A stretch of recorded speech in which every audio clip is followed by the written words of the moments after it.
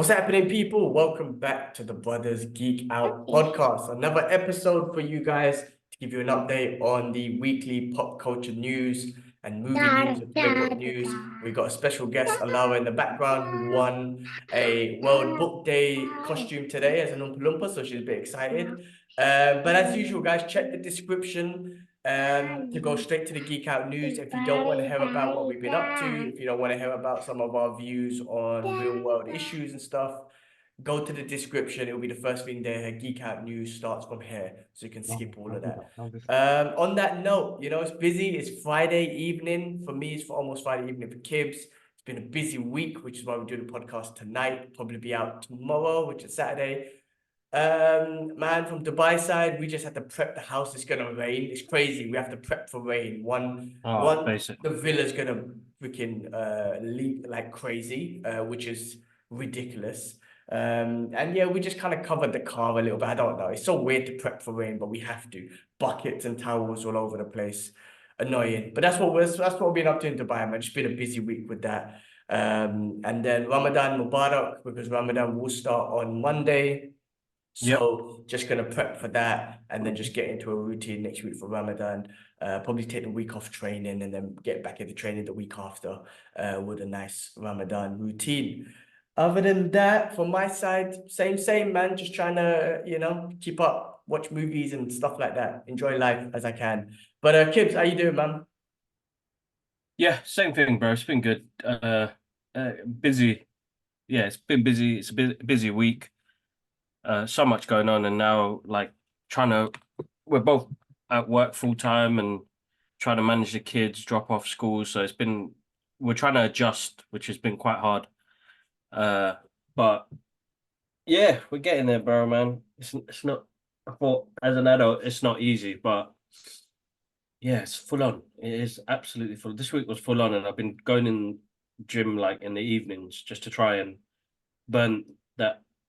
Not burn. What am I talking about? Like take that stress load off, like punching the bag and stuff. But this week the gym is in refurbishment, so I haven't had the chance to go kick the bag or punch the bag up. I bought some wraps for my hand as well, thinking I can Buy some go like gloves. hard on it. You should I buy will get gloves some gloves too. after. Yeah. I got But gloves. Don't I have gloves at home? I might have gloves. You might actually no, they're probably in the shed all messed up and whatnot. yeah, I'll grab some probably this week sometime, but next week sometime. But yeah, all good, bro. Listen, man, it's been a busy week. Friday as well. Work's been hella stressful, and I'm looking for work, which I'm finding difficult as well. I probably applied for like over 100 jobs in the past month, bro. It is weird times in the country at the moment now, man. Uh, but yeah, I'm It's a trying to numbers get that game. part. It's a Yeah, it's a numbers numbers game. game. So You gotta keep pushing. It's a job in itself. Looking for a job is a full-time job in itself. And you gotta exactly. keep up that So process, that that's quite momentum. hard. But other than that, we got some good news come through yesterday. So I'm just trying to like sort that out. Hopefully, if it goes through, I'm not going to confirm anything now on the podcast. I'd rather wait till it comes through. I'm not sure if you saw any of the emails that came through. So two things I'm waiting for confirmation of, and then let's see if it goes through. That'd be awesome. Other than that, just catching up on things, man. I've been trying to schedule time to do some creative stuff as well, but I think plans are just going to be on hold at the moment now. We've got loads to go through, so trying to just sort stuff out. But yeah, the work situation is the one main priority because I feel like I'm undervalued in what I do, and I can bring more value, but there's things that they can sort out because I don't mind the job. The job's actually all right. Sometimes it's the people and the situation and the company, and I feel like I'm doing stuff like a tick box exercise at the moment now, and I'm not enjoying it. And I want to be able to enjoy the job. Work's gonna be stressful anyway, but if it's something you're gonna like enjoy doing, which I was for a little while, but I could see the dramas kicking in and affecting me mentally when I'm like, it's not worth the stress no more, man. It's not worth the stress. And as I get older, you just want things to be a bit easy, you know. I've been praying more to have more patience as well, because I feel like as You're not just being a husband, you're being a father at the same time. You lose your rag, you start shouting, and alhamdulillah, Allah has been helping me with my tantrums. I feel like sometimes I go on a tantrum, and I've been calm this week, which has been good. And I don't think I've ever been the type to be quite angry. I'm quite calm in situations, but now I start to raise my voice, and I think people at work noticed it, and it's seeped into my home life, which, yeah, I was upset with myself for a bit, and now I think I need to. I mean, prayer does help, but the gym helps out a lot, and I think I haven't been able to punch the bag recently and let out that frustration. But like, I'm that guy that used to keep my mouth shut, man. Now I can't keep my mouth shut, bro. I just keep saying something and I keep going, and I never used to be like that, man. So it's something that I'm working on myself personally, where I need to start seeing things differently. Like, I make a lot of mistakes now, bro. Bro, I lost my logbook. I told you about what happened with the safe situation. Yeah. All the valuables and all the stuff in there that I need. Man locked away the safe code and the security key in the safe, bro. I had to bust that open with a hammer, and it was mad longness. And then, like, documents and like my organization skills have got worse, but my memories got worse as well. And I keep forgetting, bro. I'm 42 years old, bro, and I need to like start listing stuff, have a notepad with stuff on it, and to-do list. I've got things I put on the water, remind me. We've got things on the fridge, but I lost the logbook because we need to renew like our road tax. Like, I'm trying to work my finances where at the moment it's a bit messy because things are coming out of different accounts, and I'm thinking, why can't I just centralize that and make it come out of one account? I should have done that ages ago, but I feel like this house took its toll on me, and I gave up on stuff. And that's hard. I had this conversation with wifey yesterday where I feel like I lost control of things, and I've always been quite organized when it comes to knowing where my stuff is. It's like, bro, I've lost a hot toy and I can't find it. Very sick. I think you lose a Iron hot tub. Man, one of the Iron Mans. I can't find it, bro. I've gone up in the loft 3 times this week, bro. Which Thinking, Iron Man? and it's so I think there was the Endgame one. So you had the damaged one, which I've got, and the non-damaged one that they released. What You did you do remember? with it? Yeah, yeah, I bring it back for you. It's here somewhere. I can't seem to find it, bro. So this weekend I'm looking to go through the shed, go through the loft. But you know what it is? You know when you go up, because I do stuff on a frantic basis, your mind's not calm. And you're like, where is it? Where is it? You're getting more stressed out, you're getting more angry, and you're like whacking your head in the loft or trying to get something down in the cupboard. You mash up something else in the process, and it's like, what am I what am I doing wrong now? And I think that's just because of my memory. My memory's got worse, bro. And like the logbook situation, just to get back to it, bro, I teared that because we've got box files with all of our stuff organized, like, mortgage stuff, bank stuff, we've got it all. But I'm looking through the car stuff and I'm like, I'm finding the old car stuff and I'm like, did we dash it? And like, I think I just need to go back to reorganizing again. And I think that's where I picked out where I'm making mistakes where, like, like our garden, bro, like this summer I wanted to be able to actually throw a barbecue in the garden and have my friends over. I haven't had that since we've got the place. We don't even hardly use the garden because garden, when I did fix it 2 years ago, we just left it and it's losing, bro. So it's like I need to get back on to prioritizing the prioritizing list on what's important, how I organize things, and like the least less priorities should go at the bottom. So like I keep prioritizing things that shouldn't be prioritized. I think I've always had that issue, and I need to start working on that. Like I do it, but I do it last minute, and that's where I lose. So that's what I'm trying to work on, is trying to be better at that, man. I just feel like that DVLA thing is so long, and the .gov website is basic, bro. It doesn't help at all. Give me a second, bro. But yeah, other than that, Yeah. bro, the No, I week hear has you. been I hear you. interesting. Listen, with that whole Hello? tolerance and being patient, maybe put yourself All on right, mute cool, if you that's ain't got fine. the phone. All right, so bye.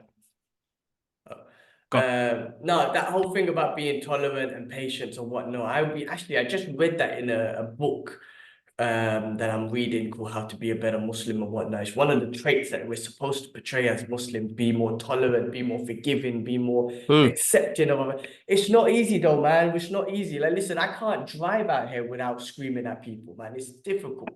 And I'm constantly praying for that to help, asking Allah, like, help me be more tolerant, more patient. Something I'm dealing with my therapist as well, and my sleep is still shit. Like, yesterday was another night on 1 hour sleep. I haven't slept. I've only had 1 hour sleep. So I had one last week, which was miserable, and I had a really shitty day that day. So it was 1 hour sleep on that day, just shit sleep throughout the week, and then for some reason I'm super exhausted, and rather than my body sleeping, it just gives me 1 hour. And I had the same thing this week. But when I'm with my sleep, because when I don't get sleep, that's when I get very, very moody. I get very self-critical, everything. So I'm in the process of accepting myself. I do loads of things for sleep. I have a whole ritual at night. I have a whole ritual in the morning. I do go out and get the sun and try and get my circadian rhythm on point. Technology, all this shit, I do it all. But end of the day, just things ain't working. So the things I'm trying to work on mentally is accepting the amount of sleep that I get, rather than being upset over not being able to get a good night's sleep. So I accept it, even if it's 30 minutes, an hour, or 8 hours, whatever it is. I accept it. I wake up at the same time and I do my normal routine and I go through the day, and you accept it. So I'm trying to do that. And also I'm going to bed when I feel tired. I've given up on a bedtime. Now, my normal bedtime was always 10 p.m., be it 10 or 11, between then. And I'll always just, whatever I'm watching, whatever I'm reading, whatever I'm, playing games, I will stop and be like, all right, go ready for bed. And then you just lay there and don't do that. So I'm like, you know what? I don't care. I'm not even going to look at my phone all the time. When I'm tired and when my body feels tired and agitated, that's when I go to bed. So I've given up on bedtimes. I'm not going to do that, but I'm going to wake up on time, on the time schedule. But that's what I've been working on, man. It's not easy, man. The tolerance of just trying to be, it's hard, man. Even today, even yesterday, I've been just in a shitty mood, and because I didn't sleep today, I was even more in a shitty mood, and I'm just trying to get through, like, just trying to just keep telling myself, like, my therapist keeps telling me, just she says breathe, and I'm like, when people say that, it kind of annoys me. She was like, I know, but here's the science. And there's like a science behind the breathing and the calming of the nerves and all that sort of stuff. I'm reading a couple of books about being a perfectionist and how because I'm such a perfectionist in my routine and perfectionist in what I do, and I'm all about earning my rest days and sleep days. I don't rest. She goes, you don't rest. You don't do nothing to rest. You just all you do is you're on every single minute of the day, and in the evening you try to rest, but you don't even sit for 10 minutes without anything. Even I was talking to my missus about it. She goes, you don't let, even if you're taking a shower, you multitask. You put the news on YouTube and you're listening to that. You don't do anything in one singularity. When you're taking a shit, I hear you put your things on. Can you not just take a shit without even putting the news on or listening to a podcast? And I'm just like, in my head, I'm like, when I'm sitting there taking a shit, right, I can either scroll through my phone, or what I try to do, instead of scrolling, because I end up sitting in the toilet for hours and getting numb legs, I just try and put on a podcast, and I put the phone aside and I just listen. So then I take the shit, I could just, finish up and go, rather than just keep on scrolling. But the point is, she's trying to, it's like you can't even do a single task by itself. Everything you do, including taking a shit, for example, there's a multitask element to it where your brain's engaged in something else. And my therapist said the same thing. You don't know how to rest. You need to learn how to rest. Meaning you sit here, you sit on the sofa, you sit on your bed, not the bed, sorry, avoid the bed, but sit on the sofa, just no TV, no phone, no nothing, just sit. No meditation, breathing, that's an exercise. Like, none of that. Like, no 4 seconds here, but no, just sit there and relax, and just kind of clear your mind to your normal breathing. Just breathe normally. But you can't do that. You don't ever do Learn that. to switch off, innit? It's about learning to Exactly. switch off. And I don't have that. I know we suffer sleep issues because I got it as well. But like I was shouting as well, last night was hard. Day before was hard, couple of hours of waking up for the kids and stuff. But we're too connected, bro. It's something that I heard on a recent podcast as well, which was Jay Sean, he goes, we're not built to have that much connection to stuff and multitasking, bro. And it's true, we're not. We've got so much around us that keeps our brain still engaged. Even if we're not on the phone, even if we're not watching TV, there's something happening that keeps our brain engaged. And it's important that it's trying to get that thing to switch off. Like we went out last week to Camden Town, I can't remember, to go get some food and just get the family out of the house and the rest of it, bro. But bro, about 5 minutes of it, bro, I was losing, bro. I was like, this is horrendous, man. How do people come out here, man? It's so busy. You don't want to be in that, and then you just want to be in your own zone, and you were rushing, and then it was like, oh, this turned out horrible, man. Just horrible. And it's like we could have just went to the park and run around and have some food there, to Yeah. be honest. It's Like, and hard, those are right? things we need to do because you just disconnect from everything. But it's hard, bro. Yeah, definitely. Not Yeah, gonna lie. I'm the same. I don't like driving into the city. Like I want to go out for dinner, but I don't like driving. It gives me anxiety. I avoid Dubai Mall and all these big malls like as much as possible because I just don't want to be around people and whatnot. It's a weird thing, man. As I Mm, get older, I just want to be more secluded and stay at home. But then, I do want to get out the house and stuff. So yeah, I listen, man. As you get, it's crazy, man. As you get older, when they say life gets harder, man, it's true because the mind, the body, everything is I don't want to say not deteriorating, but it's it's not the not resilient same. enough. It's not Yeah. resilient. It's not And that it's resilient no not more. when you're young. I just remember those college days in youth. I had no issue sleeping 16 hours a day. Like there wasn't a worry in the world. And now there's so much, and people say, like, what are you worrying about? It's like it's not even worrying, like you're thinking, but you're an adult, man. You've all these responsibilities from whatever Mm, it is, man. Like living in this house is a responsibility, shopping and whatever. There's so many responsibilities, man, and it's just constantly playing. And I don't rest. I really don't. Even my therapist was like, "What do you do to chill?" I'm like, "I don't know. Watch TV." He goes, "No, no, you're engaged. You play video games." "No, no, no, you're engaged. Watch UFC." "No." "What do you do to rest?" "I take a walk." mm, "No." Like I'm like, "Then what?" She goes, "You don't even sit and do nothing. You sit and do something. You take a walk and do something. You sit in your cold plunge and you meditate." No, like you don't do it. I'm like, man, I know. And I still don't do it, even though it's my homework. My homework is to do 11 minutes of sitting and doing nothing. I still don't. And she goes to me, "Don't schedule it." I'm like, what do you mean? I'm like, I can schedule it. I could book 10 minutes off at work and do it. No, no, no, no. It needs to be spent. I'm like, I don't have to do it. She'll go, exactly. Look at your life. You have to schedule in time to rest. Like, look at no, your I life. know. Look at from the moment you wake up to the end. You don't even have 11 minutes in that time period to just sit and do nothing. It's so bad that you have to schedule it, and I'm asking you not to schedule it. So it's, bro, listen, it's the system. And they actually say it's like a colonized way of living, right? This is the Western way of living, this whole mentality and whatnot. There's a colonization thing to it, which I'm trying to understand. I'm like, I get it. Certain cultures, they probably, like in certain secluded cultures, they don't do this shit. They sit, they hunt all day, they eat the food, and that's it, they chill. And then you might have people just sleeping in a hammock or whatnot for a couple of hours or whatever. They chill. They done their duties for the day, and that's it. But we don't. We have everything else to distract us. It's a hard one. It's a difficult one. God damn, man. You're all right. That looks I've had like a I've had a cough since for no reason. Again, a random cough came out of nowhere from last week. So I've just been losing, like, I don't know. I don't know what it is. Maybe it's the cold plunge, but I don't know. I don't think it is. Anyway, put that aside.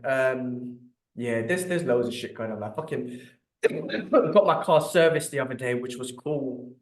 But then I mm, noticed on the inside with my door, they cleaned the inside of the car. When you open the door, there's these little rubber seals.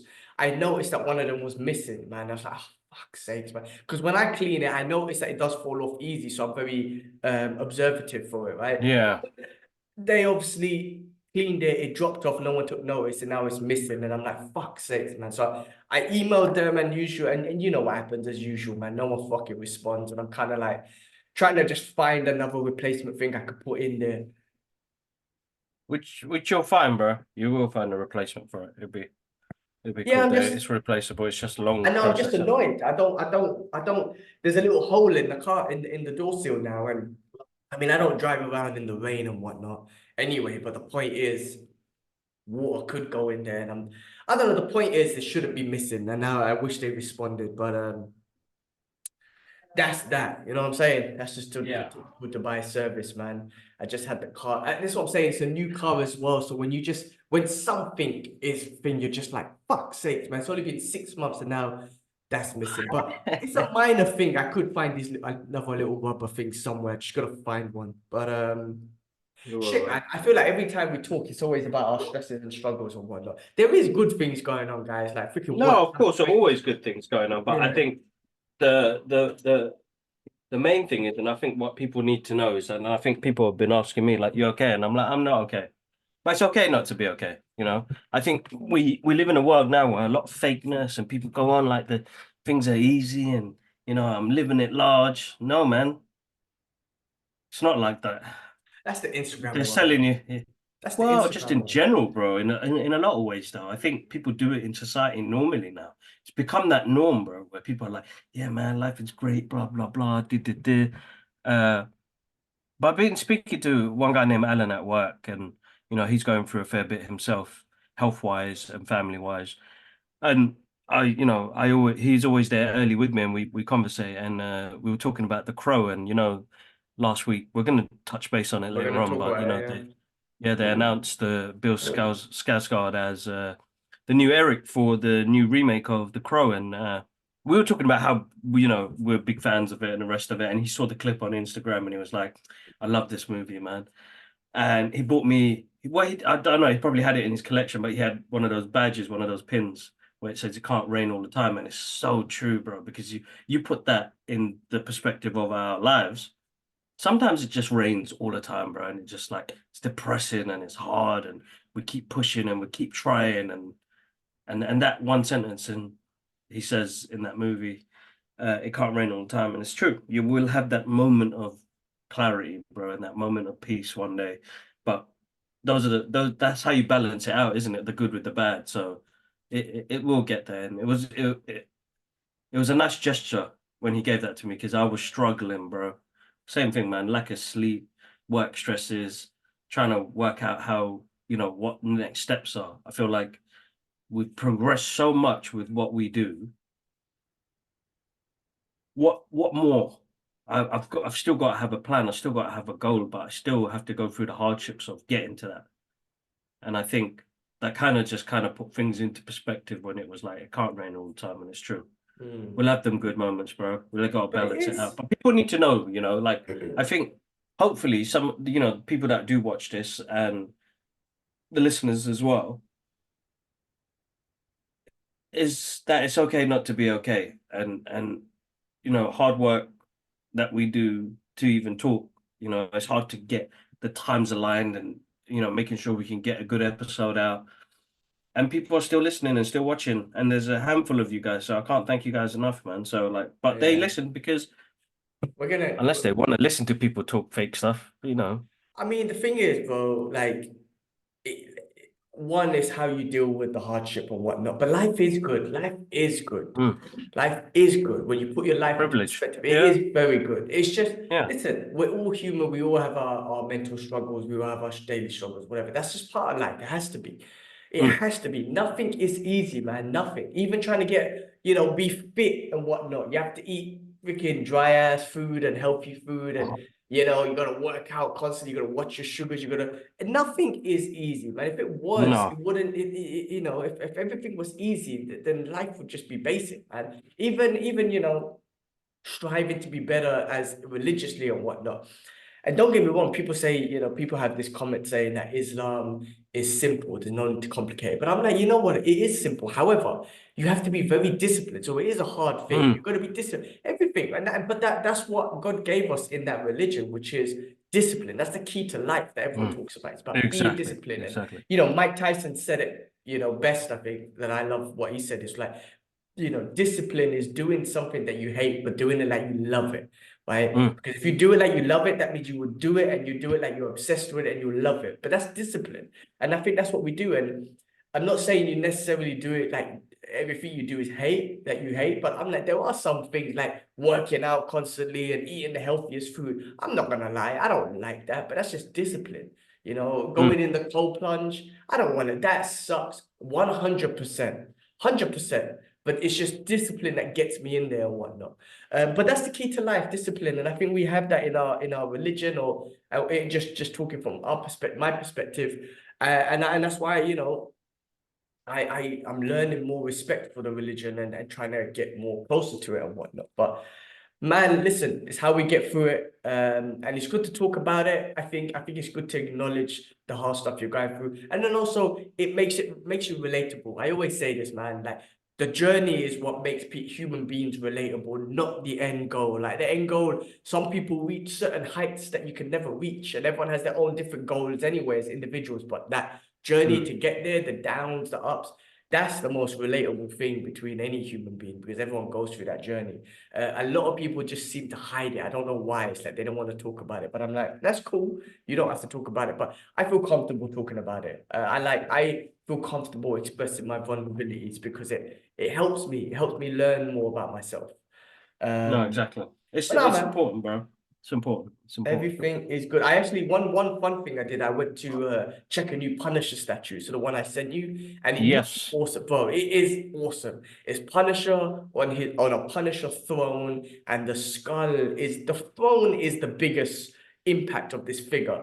Now it is a custom made figure one. I know you and Ash had some comments about some of the finishes, and I also took a look at it, and I wasn't really happy with the finishes and whatnot. And plus, this specific place didn't have the different head sculpts and whatnot. So I ended up saying, look, I'm not going to go for it and whatnot, but it was awesome. It was if it was the guy was trying to sell it for a very expensive price. If it was way cheaper, I definitely would have got it. But Yeah. it had an impact. But end of this month, when my birthday comes, I will buy the Iron Studios 1/4 scale one. That's been on my list for a year and a half. I'm gonna order it at the end of this month. So another one that I could enjoy. So yeah, that's a fun thing. I could buy it right now. I was telling a friend of mine, I think it was no, I was telling a friend of mine, like bro, I could have bought this figure 5 months ago. But when I made the decision to buy it 5 months ago, instead of buying it there and then, I started saving up for 5 months. And I said to myself, you know what? In 5 months, I will buy it. But I could have bought it like that. Not to be cocky with my money or whatnot, but I have enough money to buy it, right? I like to think I'm smart with my money. I want to have fun with my money, but I wouldn't just spend my money for the sake of it. So if I want this statue, You go through the process, innit? yeah, I've wanted this since October, and I was like, cool, I'm gonna get it. And I could have got it like that, but I said, no, I'm gonna save up from it for now and then get it in March. So I'm gonna get it end of this month, and I'm looking forward to that. So that's gonna be fun. Another Punisher for my collection. I think that's my main one on the list. And other than that, I'm gonna start. I'll get my Punishers, but I'm gonna start getting some. There's a 1/3 Wolverine that this statue place has got, which I might look into it next year. Next year. But yeah, man, listen, should we get into it? Let's jump into it, let's man. start to look, we'll start off with real world issues, and this is something that we've been talking about for a while, Free Palestine, and something I wanted to bring up because we've been talking about this week, and we won't stop talking about this, right? Because it's important to get the message out there. It's important that the world is open to is winning the information battle, which is what they are winning. The Palestinians are winning the information battle. These mainstream media publications will never post the real story. And if they did, the world's perception would have changed a long time ago. But because they've been very biased towards one side, it's really dehumanized the Palestinians. And I really do think, I don't know the process, but I think these media corporations and all these, I think they are complicit to this genocide, and they should be taken to court as well. That's what I believe. But like I said, always, guys, we're not here to report the news, but what I'm saying is we're here to give our thoughts. What I was getting at is, if you notice, our views have dropped completely since we started talking about it. Completely. Since October, when we started having this little, every week we'll talk about the Palestine situation, our views on every video has dropped. And we didn't even get that many views anyway. So all these technology companies that censor people, they are all complicit to this genocide, right? And they will go down in history as to be a part of this genocide. So I noticed that we've been getting no views at all, considering before we used to get a couple of hundred or something like that, right? Sometimes 1,000 on a short and thousands more. But we're getting nothing. And I noticed, I look back I started scrolling through and I was like, oh, it started happening since October when we started talking about it. So listen, we've been censored and loads of people have been censored, but the point is we will not stop talking about it. And listen to the guys, again, listen to the independent news that's coming out from this. That's one positive thing that's coming out. You know, Mark Lomont Hill, daily update. You got breaking points with Crystal and Saga. There's that guy, Mahin Sanjay, I forgot his name. He got fired from NBC. Mm. It's gone I out of got my head now. yeah, and he's got his Yeah. yeah, He's got his own media like, company out now. yes, yeah. What did he call it, man? I gotta check because these guys, we need to follow them to get the real news, not just one side of the news, because they will still report bad things that will happen in Israel, whatever. Like you need to know the full scale of the news, but they will not be blocking the numbers of the Palestinians getting killed or whatnot. They will be pushing that news out there too. I will try to find his thing, man. Machid. Anyway, I'll try and find it. But yeah, bro, I don't know. Like today, I was listening to some shit. I posted it on my Instagram.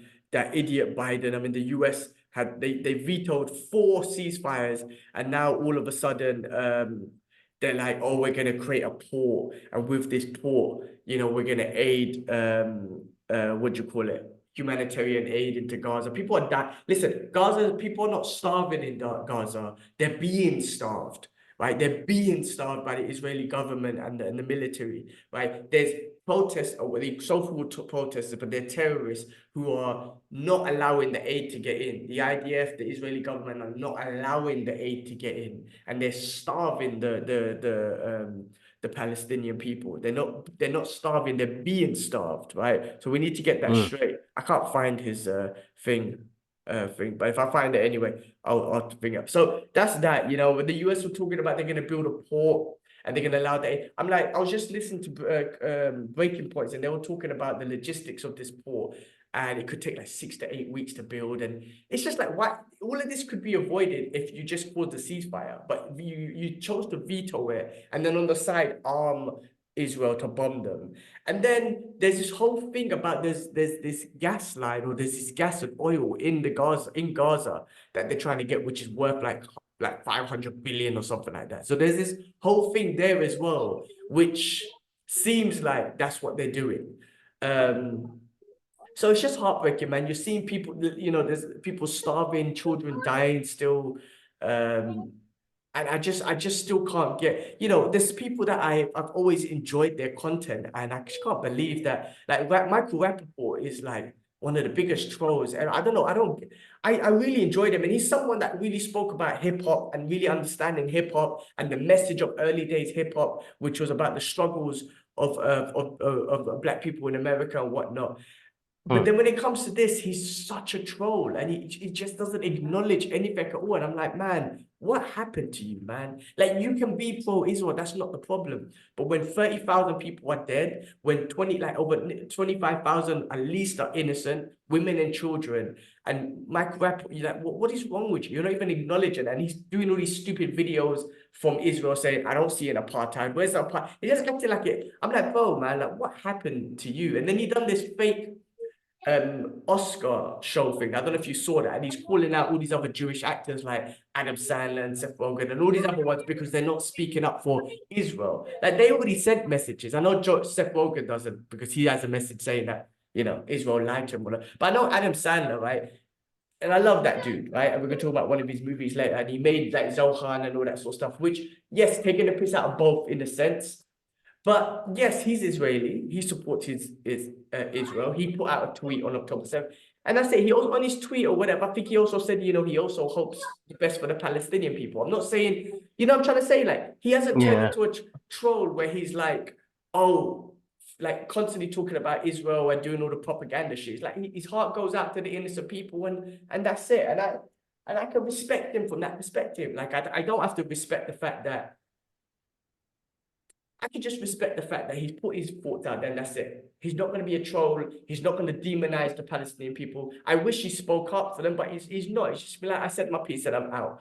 But someone like Rappaport and some like we're talking about James Woods, like some of the tweets they put is just terroristic, freaking psychopathic. And I'm just like, man, I love your guys' work, man, but I don't understand what's going through your head, man. I really don't. When innocent people and children are dying, at least just be like, I'm not saying nothing. This is fucked up. Like, I just don't get it when you just defend that. I just really don't. Um, so yeah, that's just Of been the course, I usual. know why, but it is what it is, bro. And that's going to be the hard part. We've always been divided as a human race anyway, and it's been centuries of centuries and centuries of it. So we haven't learned still. And you know what? Most of us who, where we grew up and how we lived, we know, we know. Like, I'm not going to vote again. This country is in shits right now. And people are racist, bro. It is what it is. We have to accept that because we have to survive and get through. It's a shame we shouldn't. I remember a Canadian friend telling me that we should. She was like, when I used to get searched up in at the airport when we're going to Ibiza, and it's because my name is Mohammed. It's gonna happen. It's a standard now, and it's a shame that I have to say I have to get used to it. I should fight for it, but I will fight for the Palestinian people. Honestly, it's heartbreaking. I remind people, guys, donate whatever you can. I'll stand up for them. I know there's another march happening tomorrow. Hopefully, I get to go to that. But yeah, Oh, I think I found it. the I world, found bro, the something with world. yeah, I found something with Mark Ruffalo's always spoken out. Yeah, boy. Not It's in our about name. and you know what it is? Yeah, exactly. Not in our name and all our, like I said, the true Jewish brothers and sisters who really follow their religion, they know because it's not a religious thing. Remember, guys, it's a Zionist thing. It's not Yeah. a religious thing. Ruffalo's always spoken. It's not about religion, what do you call it? Being a certain religion or people, it's a humanity thing. That's what people don't Mm, understand. Like people say, we're on the side of humanity. And again, if it was the other way around, 100%, we have to be mm, as humans, have to support it. That's our duty as humans, right? So it's mm, not just because, oh, it's the Palestine. No, it's like there is an injustice going on for over 75 years, and right now there's a genocide going on to those people. Like it's a side of humanity. Man, I've got him right here, Mark Ruffalo, with who is I see his face right here, man. But give me his name, man. Um, it's weird that I can't remember his name at all. Mahindi. Anyway, Immortal Techniques is another one who's been always, I mean, his music always spoke out anyway. Um, Listen, man, I'm not gonna get his name. Forget about it. You guys know that not only can I not read names, I also cannot remember names. But anyway, independent news, guys. Check out independent, support independent news. The New York Times has been getting, I've been cussing George. Listen, I work for the Wall Street Journal, so I get it too. But I've been getting George because the New York Times have been coming under so much fire over some bullshit. Did you hear about this, bro? Basically, on October the 7th, after that, whatnot, there was this woman that they hired who's got zero experience in journalism. She was an ex-IDF soldier or whatever, mm-hmm.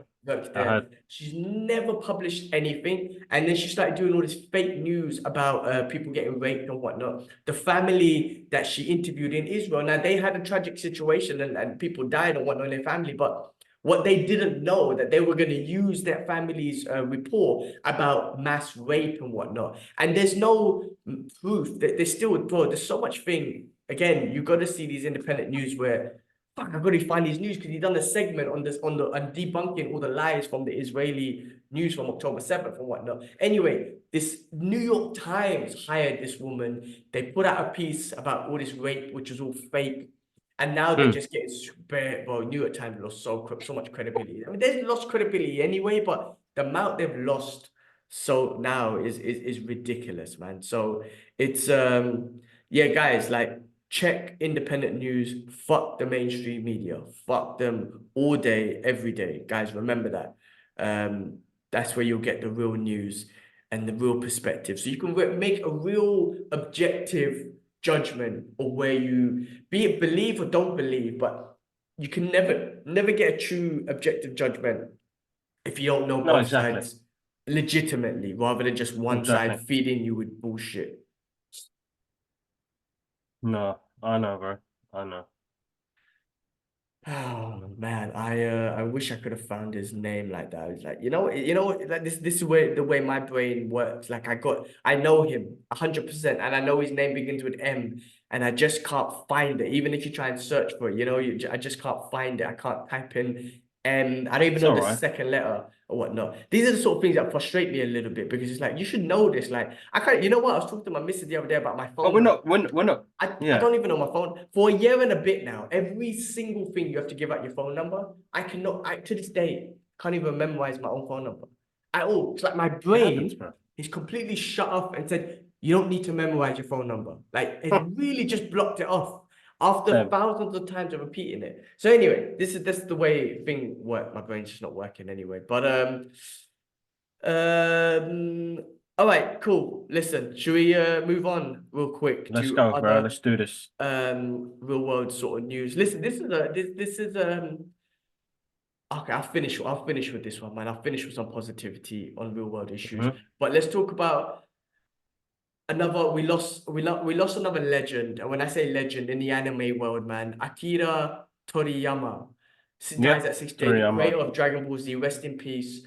rest in peace. I'm not gonna sit here and say I know everything about him, but I do know Dragon Ball Z, and that was a big part of my childhood. I got some figures here, I got some figures down here. Like, not just me, Dwayne actually sent me the news. Like everyone, like I've seen it all over. Dragon Ball Z, and I'm sure there's more that he's done, but Dragon Ball Z specifically is a massive part of so many people's lives. Just like Batman, Superman, all that sort of stuff. Dragon Ball Z is up there. Goku, Yeah, Vegeta, the yeah. whole lot. And he 68 is quite young. I don't know the cause of death and whatnot, but a legend. And listen, this is a perfect example of an individual who lives on the other side of the world in Japan, a whole different language, and he has left a legacy for the world to remember, which is Dragon Ball Z, which is Goku and Vegeta and Super Saiyan. Well, I remember the first couple of days of YouTube, there'd be people trying to turn into Super Saiyans, and they'd be on here for 10 minutes going, like, I mean, the imagination he put in people, that all that sort of like, that what he put in, I don't know, the energy and whatnot, and the love he put into and the connection he brought into the world. I Exactly. mean, that's a true Exactly. connection of people around the world just knowing Dragon Ball Z and whatnot. So yeah, rest in peace to him, man. I mean, that's I'm not gonna say it hit me hard, but I was like, oh shit, that's like I was like, oh man, that's a tough one. Just because of Dragon Ball, man, and what he's created. So legacy, man, that's another legacy right there. No, exactly, bro. I think Japanese artists, manga, he's been doing it for years to create characters, to put them out there in the world for people to love and enjoy.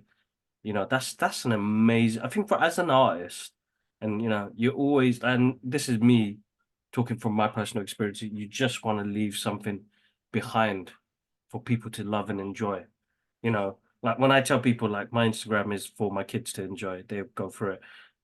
Maybe not the Brothers Geekout podcast one because we swear and all the rest of it, but like for them to have good memories, for them to know that I love them dearly and that we have great memories together. Like that's the one thing Dad did for us was he took so many pictures and so many videos of us so that he remembers those and he watches those to remind himself of bringing up these kids. You know what I mean? So it's amazing thing to do It to give is. a part of you to the world, bro. Like Dragon Ball Z. Like I know this is like I said, Captain Planet was your era. You and Ash, you guys like indulged in that. Dwayne as well. Uh, Captain but that Planet's was awesome, like bro. Watch when they do a remake. You're gonna be so on it, bro. I know, I know I will be. Dragon Ball Z, man. What he brought to that, the animation style, the violence, the powers. Like this is his version of the Marvel and DC comic book world represented in his own way. Super Like Saiyans, Superman, bro. Like, yeah. He was like you know, Superman from a different planet. Kakarot, what was the planet called? Like Planet Vegeta or whatever. I can't remember what it's called. But anyway, from a different planet, they come onto Earth. He's like like Superman. Oh, yeah, no, you're like I remember telling you, I was never into it, right? But I kind of knew about it. I was more of a Fist of the North Star guy and whatnot. yeah, And I just remember my friend Gokan. Remember him? What he yeah, was at we were at his house and it was on Cartoon Network. And I just saw Vegeta. and I just saw his attitude, and I fell in love. I fell in love. I was on it from then. I was like, that's my dude, bro. And to this day, I got my Vegeta said, that's my guy, bro. And I got into it and then just watched it all the way from the beginning, all the way to the, I think it was a Dragon Ball, all the way to like the Boo saga. That was all me. And I've seen a few movies here and there, which I still love, but and the one thing I should love about it, right, is it'll take like 6 episodes for them to become a Super Saiyan, but every episode was sick. Like every episode was them just charging up. And what I Exactly. loved about it was not just charging up and getting to a new level of power. It was the emotion that took them to that next level, right? And every episode expressed the emotion of their level up. It was so good, man. I mean, I listen. On my list, one day will be one of those 1/4 scales Dragon Ball Z figures because they are They amazing. look sick. They're amazing, bro. I will be getting one of those, man. But see, this is the joy that the guy sorry, Akira has brought to us, man. I mean, it's Yes, a of course. beautiful thing. No, definitely, bro, man. I'm gonna always enjoy art and being creative and leaving something behind in the world where people fully enjoy, bro. And he leaves an amazing legacy, bro. An amazing legacy. So rest in power, dude. Rest and loads of love and prayer to the families. You left something behind that. You know, when people cosplay him, other people do artwork, you know. Yes, amazing thing to leave behind, man. You We know. we hope that one day they will do a live action proper TV show, Dragon Ball Z show. Mhm. Listen, man, I think they're getting better at it, at turning animes into things, but TV shows is the best way for these. We hope one day that we will get that He'd be legacy. yeah, definitely. Awesome. Amazing. No, rest in power, rest in power. Yeah, yeah. Rest in power, Toriyama. Rest in Mm. power. All right. Last thing for real world news. I just want to kind of finish with this, one positive thing. Royce Gracie, legendary UFC champion, 1 to 4, put Brazilian Jiu-Jitsu on the map. His family, the Gracie family, is just a legendary family in martial arts. But Royce Gracie recently accepted Islam, so Alhamdulillah. Yeah, I saw that. Alhamdulillah. Yeah, Yeah, so I that's mean, you know amazing. what? I don't know the full story. I watched the podcast. I was trying to catch up with everything. I think he posted something about Israel actually, and he just got a lot of shit for it. So he knows Eddie from the Dean Show because Eddie from the Dean Show is the Brazilian Jiu-Jitsu black belt and Mm. well known in Brazilian Jiu-Jitsu. So I think they caught up, and he kind of was explaining what the situation and all that sort of stuff. And then Royce Gracie himself was like, "I want to go to Mecca." And he's like, well, you can only go if you're Muslim. And he goes, I don't eat pork. I don't drink. He's like, I believe in one God. I believe all the prophets were prophets of Allah. He goes, hey, brother, you're already Muslim. And then he took his Shahada and Oh, mashallah. alhamdulillah, man. And it's like, it's a legend. Like, Royce Gracie. I was very like, just like proud. And Royce Gracie is just, it's a freaking legend, bro. In my That's world, you know amazing. me, I love the MMA, practice Brazilian Jiu-Jitsu. Yeah, He was the inspiration, the skinny guy. What they did specifically for the first UFCs was put the smallest brother in there to fight all these yeah, big giants, and he would just choke him the fuck out, armbar. What amazing, amazing. So Alhamdulillah, he accepted, and may Allah guide him. yeah. So that's amazing. Cool. Well, look, that was real world issues. Let's move on to things we watched because there was a few things we watched this week, and I watched this week. First of all, starting off with June 2. I got a chance to watch it finally. So awesome, so good. I mean, look, what I love about this is because there's no, oh, was it better than number one? It's like, no, it's a continuation. Everything was exactly the same level of epicness, of visuals. Like every scene is like a postcard. Every scene is like a screenshot that you want to take, Exactly. which is Yeah, what I yeah, loved yeah. about every single thing about it. And the character, the costume design, the character looks are amazing. The sound, I complimented the sounds from the first one. The sounds are just amazing. I was talking to someone the other day, and I was like, "Listen, I think to some people, this could be a very slow-paced movie, and even to me, in some other world, this is a slow-paced movie. But there's something so captivating about this movie." From a visual perspective, from a story perspective, from the characters and the actors and everything, where I'm just captivated. But in another world, it's a very slow-paced movie. And what's his name? Timothy is just really, it's just there's something about it, man. He's really good at this. I'm starting to like him as well, bro. I think He was in that film with Steve Carell where he played a drug addict son, and it was a really emotional. I thought it's a boy. You know what? Let me just find it, man, I because think I know what you're talking it's gonna. about. I didn't realize that was Uh, Timothy. yeah, that was him, bro. It was called. Is that the one with Steve Carell?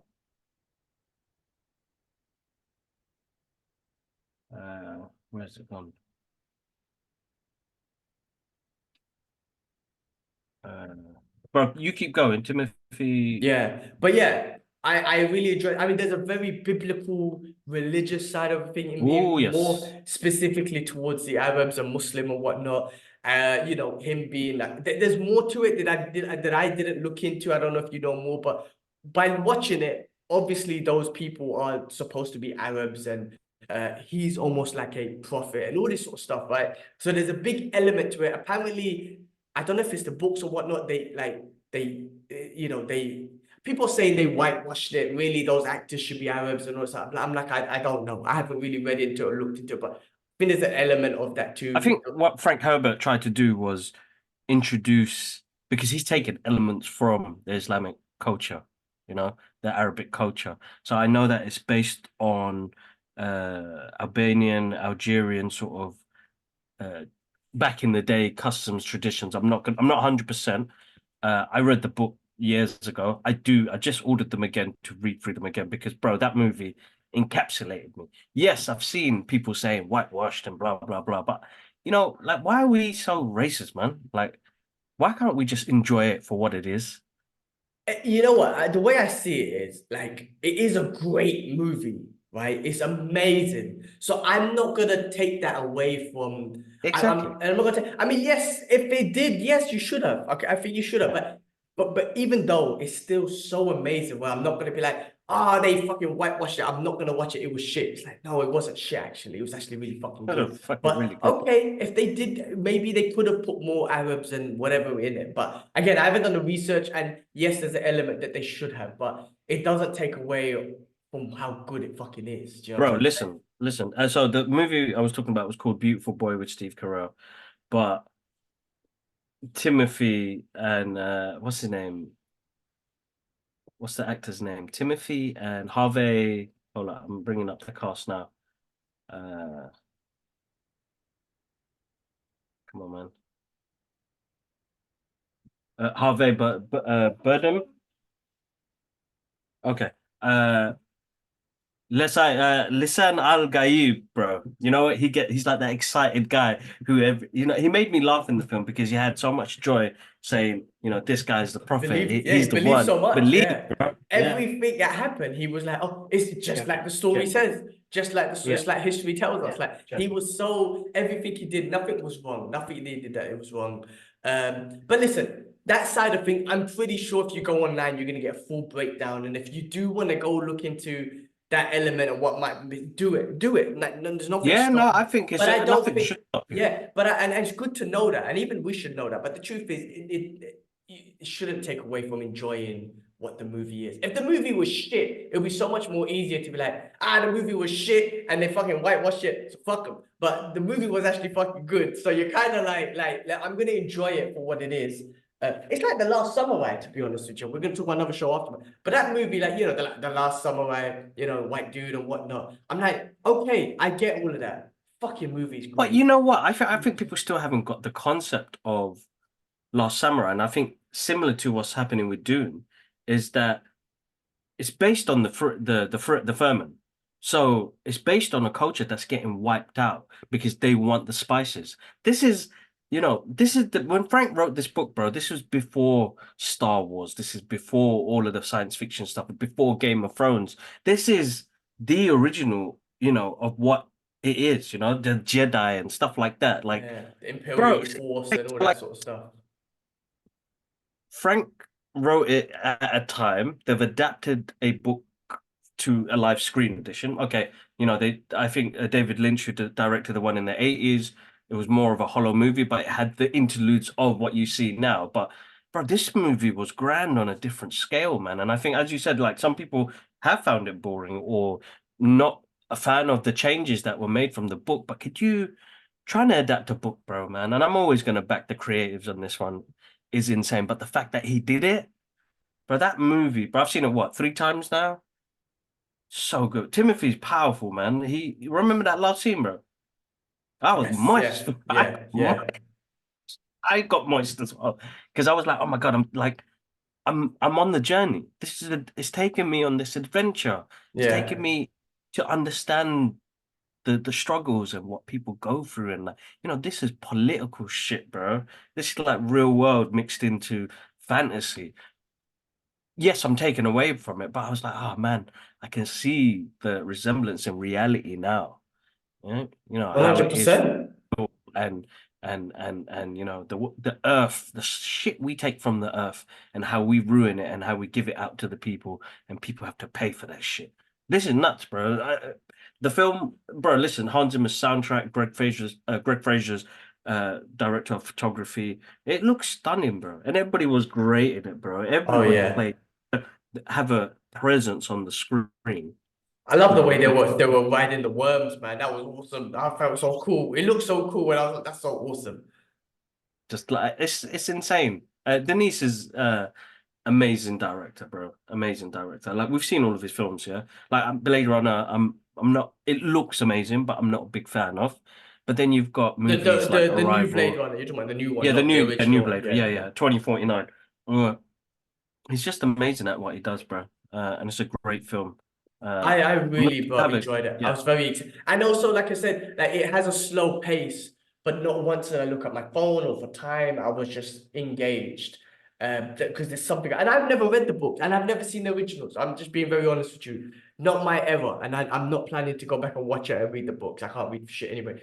I'm in, like I'm in. I loved Dave Bautista's character. He seems so much like a coward in this one. He used to crack me up and whatnot. The other dude, I can't remember his name, but the guy who kind of took his shine was Oh, just Austin Butler's character, Frade so Rotha. Yeah. yeah, man. He looked like there's something about them. There's something about like how he looked and how he acted when I was like, oh, he's evil, but I like him. Like he's so Mm. there's something about him, you know what I mean? And then Josh Yeah, yeah, Brolin yeah. character is so cool. Yeah. Um, I really enjoy, and then that the main again I don't know names, but the main general who's the blob who can't even walk without his oxygen and shit. He just Oh, looks Baron Voldemort. creepy Voldemort. creepy bastard, man. Just such a creepy. If I saw that floating around, that would scare the ever loving shit out of me, man. I know, I know, I know. Yeah. And the thing is, you did feel scared because you were like, "Oh, who is this beast, man? This floating beast, man. I like, it, man. Move away from me, man. I'm Said scared." Christopher Walken's was awesome. Oh yeah, And Emperor. Yeah. I have to be honest with you, I'm still, I do have to watch it again. And I should have watched the first one again because I was a little bit lost in the beginning trying to remember what happened. So I do recommend watch the first one again just to get a recap and whatnot. But what do you call it? I was trying to figure out, oh, they're related and shit. This is all relation Oh, and all bro, that that's sort of when it stuff. I'm gets like, deep, what bro. the fuck? So You know when he yeah, stabbed him and it was like granddad. I was like, yes, he yes. he saw the vision. He could see, he's see, foreseeing. It's like foreseeing the future, and his vision gets more clear. Uh, I see Paul's journey, him growing as a man. There's a scene where he goes, he's talking. I think he was just sitting there and looking at the scenery, and he was like, telling his dad that I found my way, and I found that quite emotional because the beginning of the film is of him learning so much about the firm and about the business and the trade and the type of person he is, a duke and all that business, to suddenly having all of that ripped away from you, to having nothing but revenge on your mind, thinking these guys tried to kill my bloodline, Hmm. but then to find out that you're part of that bloodline is insane, bro. It's sick. Yeah. This is Game of Thrones, bro. You know what I mean? On the next level. But some of the tactical stuff they did in that, the Furman did in that, it was brilliant, bro. I love, the amount of culture they put. This is a made up language, bro. Is it? I It's a mean, made up language, bro. damn, okay, okay.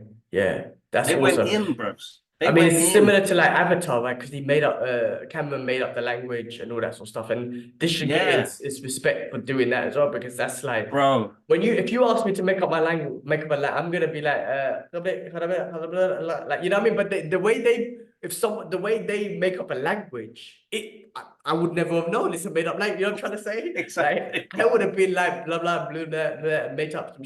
You could tell that it's fake ass shit. And again, that comes down to creativity. That comes down to Yeah, just a different way of thinking. I'm trying when you draw a picture to make a language, like some people can think of this shit. You can't ask me to do that. I could never like write a language. I can't even write English in the fucking anyway.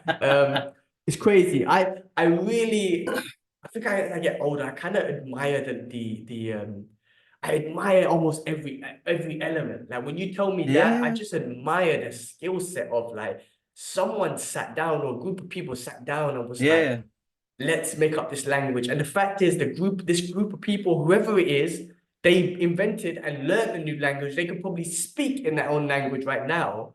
You know what I'm trying to say? Like you admire those things. Like I say, I admire the visuals. That everything is a screenshot. Like yeah, I'm not a visual. I mean, I'm not an artist. I'm an artist in other ways, I guess, martial arts. But yeah. I'm not an artist. But there's something about this movie that makes me like screenshot, because everything just looks like that, and I could just admire that. You know, yes, you could admire the action scenes and all that stuff because I do, and they're fun. You can admire comedy and stuff like that because that's fun and it makes you laugh. But there's these little things now that I'm trying to admire because I just want to respect all the elements of work that go into this thing, not just the actors and the directors, but there's so many people behind the visuals and behind the whole perception of these movies. I just want to appreciate them, and so that's what I'm looking at these days, man. I mean, I look, you know, when it comes to breakdowns or movie reviews or whatever we do, for me, it's just how it made me feel, man. I mean, I have to go off Yeah, emotions. exactly. I'm not I an think that's expert. what we should call our clips now. Like, you know, how it made me feel. It's not a reaction. It's not a breakdown. And I think that's where it gets a bit confusing. I think we should say that. Dune Alright. Part 2, how it made me feel. Yeah, let's do that. I mean, that'll be our review. That'll be this week. I generally try to put the brothers like we geeked out of it, but yeah, I think feeling is how we review shit, man. It's how we feel about it. Anyway, that was good. The other thing I watched was an Adam Sandler movie called Spaceman that came out on Netflix. It was, excuse me, it was so this was another slow paced one, and I wouldn't say it You was a silly comedy. woman. But okay. Sorry. No. Yeah, it wasn't a comedy or anything, but it was a deep meaning. It was a deep story of I don't know if you saw it, bro, but of I someone haven't seen it. No. who just But go for it. Oh, yeah, spoiler alerts, guys. But Yeah. it's a great movie. Like I said, it's a slow pace, but do watch it. It's Adam Sandler, and anything he does is amazing. But honestly, from comedies to just like serious stuff, it's so good. Yeah. But this is about someone who basically pushes everyone away and only realizes like when it's almost too late. You know what I mean? When you just keep pushing everyone away, every sort of relationships away, your loved ones, the love of your life, you just do things to push them away. And he was doing this in space, even though he was by himself, he was still pushing parts of himself away. And then realizing how much he missed his wife. It's really deep. And you know, you've seen the trailer where there's this imaginary spider type thing or whatnot. And that's him. That's a part of him. And in the beginning, it was more about he's pushing that away to at the end, you know, kind of accepting it and you know, realizing that that's So the what spider was him, basically. it was a part of him. It was like a vision, you know. The guy was up there lonely. He was like the loneliest man on the planet. He's like, I'm not lonely. But even whether he was on space or on Earth, he actually was lonely because he's pushing everyone away. He's pushing his wife away, pushing away friends and everything. There's something about it. And then, yes, there was an ambition to get to space, and there was something that happened in the sky he went to investigate. But the point is, it wasn't just that made him push away. He was pushing people away. It was deep. It was really good, and Adam Sandler was really good with emotion. Like, it's very fucking. I think he's one of those seasoned actors now. Like he's the guy now, you know. Bro, even with his comedy stuff, bro. Click Yeah, was the first movie. No, not Click. Bro, Big Daddy, man. Big Daddy. Telling you, bro, like his films are not, I don't know, they're classed differently, I would say, bro. Even though they're comedy, he had that element of suddenly like, oh shit, that's deep. Yeah, Like, every one of he his had a message. movies are He had a deep. message. Yeah, He had a message. He had a every message. one of them are deep. They got a deeper meaning. Listen, it's not the right time to talk about it or do it, but Zohan, don't mess with the Zohan. was hilarious, but it had a deeper meaning of just peace. And we live in New York together, Palestinian Israelis. We don't need to fight anymore. There was a meaning of just of peace there, right? You know, I wish that was a reality, and Yeah. but that was a great, funny, it's a hilarious movie and whatnot. And I love Adam Sandler movies, and his movies get shitted on. But the fact of the matter, he's got $1 billion Company. empire Yeah. with Yeah. that. So I love all the Happy Gilmore movies that come out. Always watching them. I don't give a Same man. shit. So Same man. big fan. Check it out. Do watch it, bro. Yeah, no, I will. I I also will. watched Avatar, The Last Airbender, season 1. Really good, Oh, need to man. catch up. Really Is it good. good? Listen, I haven't seen the animes. I have seen the old movie. Everyone shitted all over the old movie and whatnot. Everyone shitted all over it. The animes, my missus have seen it, and she was very familiar with the show, and she was like, "Oh, they got all the characters and all that sort of stuff." I've seen online people were comparing it and just saying so. But I was really, I again on that news. They've been season 2 and 3 will be made. It's really good, and you know what's listen, everything is got to do with childhood trauma, man. Like, the Iron Claw, like the father, everything's, listen, man. This show is about it. Everything's about it, right?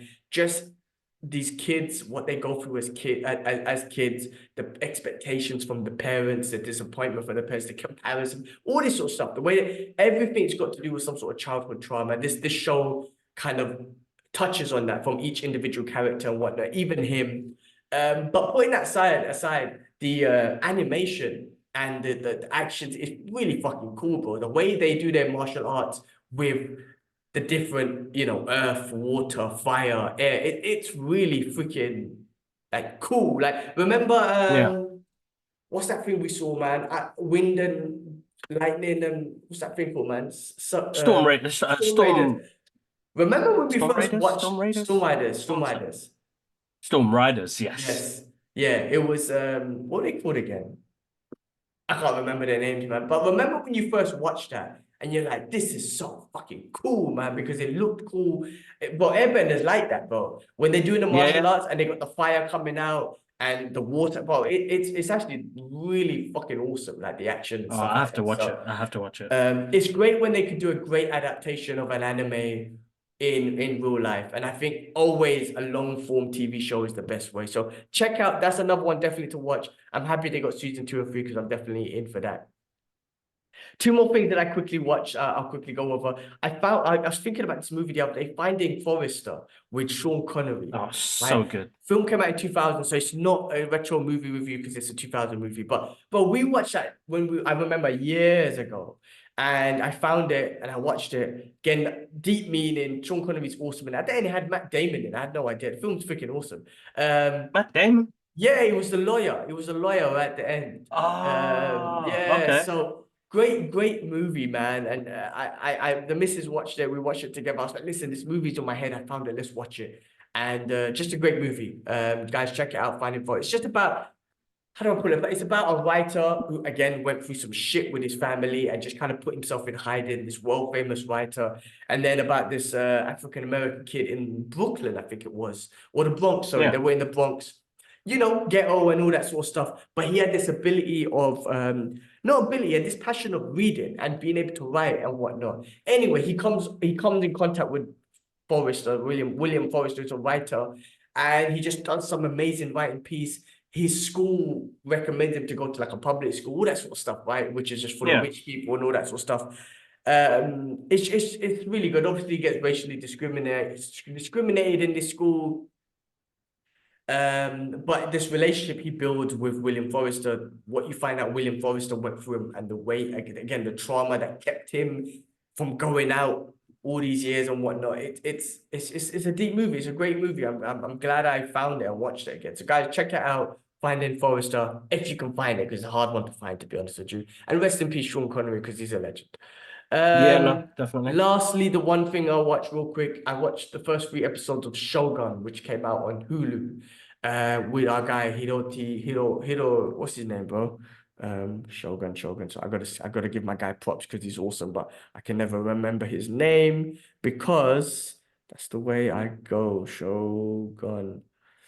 His name is Hiroyuki Sanada. Bro, check it out. Listen, it's done really. I think it's done really well. Not that I know about making shows or anything like that. I think it's based on real life history and whatnot. There's been getting a lot of credit on what's the word? What's the inclusiveness and whatnot. Yeah, Making yeah. sure they're Japanese actors, which makes sense if you're making a history sort of show on Japanese people. Of course, it's got to be Japanese actors and everything.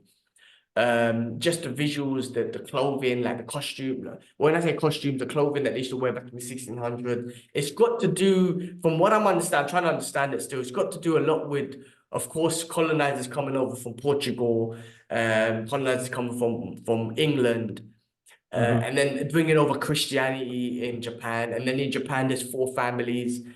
There's a whole thing going on there. I'm still trying to figure it out, but it's really good. It's really good. I was talking to George about it. He goes, "Oh, gee, I'm too loyal to Lost Samurai." I'm like, "Listen, man, you could be loyal to something, but you're never gonna watch anything if you're loyal to one thing. Like, be loyal to it, but watch everything else and give it a chance, man. You can't just be like, I love Lost Samurai and that's it." That's how I was with Naruto. I never watched Naruto because I'm like, nah, man, I'm a Dragon Balls guy, and everyone's Yeah, like, yeah, yeah.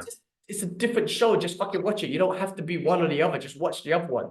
And now I love Naruto. So that mentality, man, like guys, like we don't need that. Like I'm that guy. Oh, I just love that. No, man, like appreciate all the other ones. Check it out, bro. I mean, I think it's worth watching. I enjoyed it. And I love that No, whole I will do. Everybody keeps telling me that I samurai. need to watch it. Yeah, I love that whole samurai thing. It's been getting great reviews, man. I Yeah. think it on Hulu or whatever, it smashed the Bear season 2 with the most views in one day or something like that. Um, really good show, man. Really good. So check that out. I've been watching that. That's everything I watched. Anything you have watched this week that we haven't covered? I don't watch TV no more, bro. I feel like I'm starting to lose touch of it. I haven't watched nothing. I've been watching it on my phone because it's been so busy. So I'm watching a program called The Good Doctor. It's about this Mhm, mhm, autistic mhm. doctor. Uh and I'm glued to it, bro. Like, it's almost like your neighbors of like TV. Like, it's about doctors. I think they got a British one. I can't remember. It's a Hobie City. But what they go through, what he's going through, his journey, relationships and friends, and because he is autistic, that he communicates in a different way, and he's trying to become a surgical doctor, but he's on a residency, so he may not even get the job. He's fighting against four other people that want to become the resident doctor of this hospital. But he's a great surgeon, but his communication skills are, you know, he's so upfront, he doesn't know how to tone down and how to communicate with people. When you have to gauge somebody and, do you bring the hype or not? Like, I had a meeting this week and I was the same. Like the main guy that I know, I can bring the hype, bro. But then the other two is like, you have to, it's a lot to learn. But that's all I've been watching, bro. Haven't been able to read anything. Yeah, it's been a busy week, man. This week, I haven't had the chance. No movie. Did I watch any movies? No, Nathan, bro. Sorry, guys. I've been What basic this happens? week. I'm the guy who watch. Honestly, I don't know how I find the time either, but I do try and find some time to watch stuff if I can. Well, let's move on. Let's move on to what we have read. Of course, I'm still reading the Punisher Max story, but there is one other comic book news that I have. Apparently, the new Punisher, man, Joe Garrison, they're just doing this one, and we're gonna get an official what do we got here? Punisher will be in Daredevil Reborn and get Fury. An official ongoing with Frank Castle reboot is incoming. Oh, So Frank Castle, well, listen, we all knew Frank Castle's coming back. Let's be real, when they kill him off. How many new Punishers have we had in the years? Right, Punisher of the Future, a female Punisher, an African American Punisher. So, well, there's so many. Frank is always the Punisher. Look, we're in a story now, right now, with Joe Garrison. You know, listen, he's not Frank, and it's hard. The problem is when you do the Punisher and it's not Frank, it's hard because there's so much storytelling and what you call PTSD that's going on with Frank that you relate to. Now with Joe, it's just a story, man, and he's doing that. Like, listen, I've been reading comments, man. I mean, this one I didn't even read it out, but it started off with saying, "Good fucking goodbye, twerp, you fucking good." I don't know. They're cussing Joe Garrison like he's a real dude. I'm like, guys, I don't know why. I mean, I'm not saying he's as good as Frank. I love Frank, I get it, but I don't get the hate. Like, why people Yeah. hate so much? Just don't buy the comic. Just don't buy it and wait for Frank to come back. Like, just do that, right? I'm buying it. I'm enjoying it. Like I say, I've got a relationship with Frank. Sounds weird, but I do. And I'm like, okay, Joe, do your thing. I'll wait for Frank. Like, you keep me company until Frank comes back. This all sounds weird, bro. But you know what I'm trying to say. You know what I'm trying to I say. know. I'm just like, just don't read it. If you're not happy that Frank's not there, don't read it. Wait till Frank comes back. Wait for the TV show to come because that's Frank Castle. And just ignore this one until we get the next one, until Frank comes back. But people just want to like hate on Because that's exactly what so weird. what's his name was saying, Dave Chappelle. Hey, let that hate out, brother. It's not good. But we live in a negative society now, bro, man. It's all about hate, bro. It's And all it's about and it's hate. hate between different sets and different creatives and different Oh yeah. writers. Well, listen, You write the book, bro. yeah, and draw the Hey, pictures. you write, you draw the pictures, yeah. Yeah, and think of a name. Think of a name. If it's not Joe Yeah. Gangster, think of a name. Who are you gonna think? Bob or Robert or I don't know what's the most common name in the world, man. Muhammad. Because that is Yeah. the most common name in the world. But that clip from Superman makes me laugh, bro, when it's like what's his name again? Not McNuggets, what's his name? McLovin. And he goes, why would you pick McLovin. nothing? He goes, it was between McLovin and Muhammad. It's like, why would you pick Muhammad? Anyway, I'm sorry, that's the prophet's name, may he rest in peace. Should be funny, but it is Yeah, the no, most common name in the yeah. world. But yeah, anyway, that's Joe Gavson. I gotta go pick up my issue 4. Okay, cool. Well, let's move on. I got one quick news for the MCU.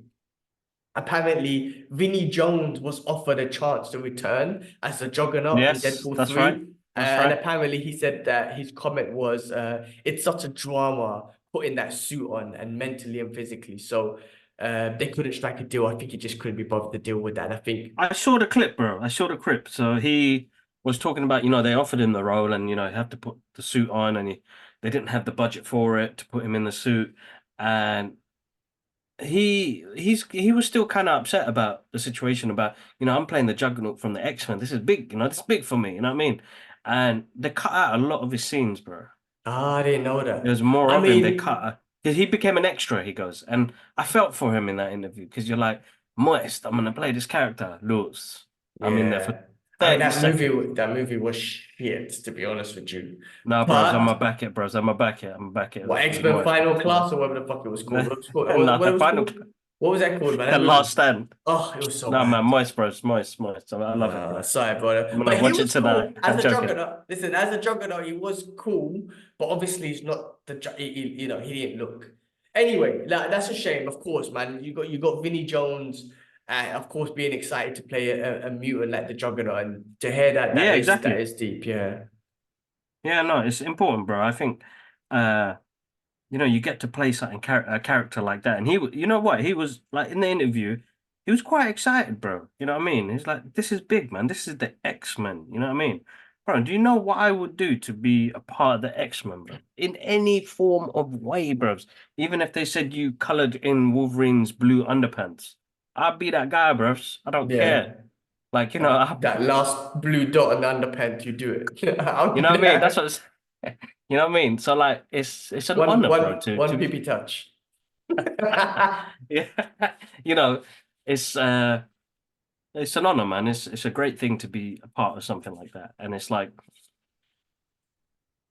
I say it to everybody. This is the 2-year anniversary of me having my name next to the Batman, bros. So like, that's what it is about, man. You're honored with these great moments where you're, you know, doing something that you really enjoy and a character, you know what I mean? And it's like you get failed in the process. And now, I felt for Vinny there in the moment. Yeah, He's such a sometimes it's geezer. unfair on actors because it's not them, right? It's the directions, it's the studios, it's the budgets that Yeah. holds it back, which is a shame. It would have been amazing if he could have come back for this one and then kind of, some sort of redemption if that's how he felt. Yeah, exactly. Anyway, yeah, it is what it is. That would have been awesome from some sense. I can't wait for this movie. Considering they wanted to get him back, I can only imagine who else is going to show up in this movie. So I'm super excited. Now that has really kind of put things into place where you're thinking, I still don't Ooh, want to get really? excited though. I still don't want to get excited. I No, want to go with a I fresh know. mind. We're gonna go in with a fresh mind, bro. Sylvester Stallone as the Punisher. Oh, that was fucking cool. That was cool. Who put what? Where did that come from? So it's basically a website, or it's the Facebook group called Alternative Movie Realities, and they put all of these super like the 80s and sorry 60s, 70s, 80s, and 90s actors in superhero movies. Like you saw Michael J. Fox as Spider-Man.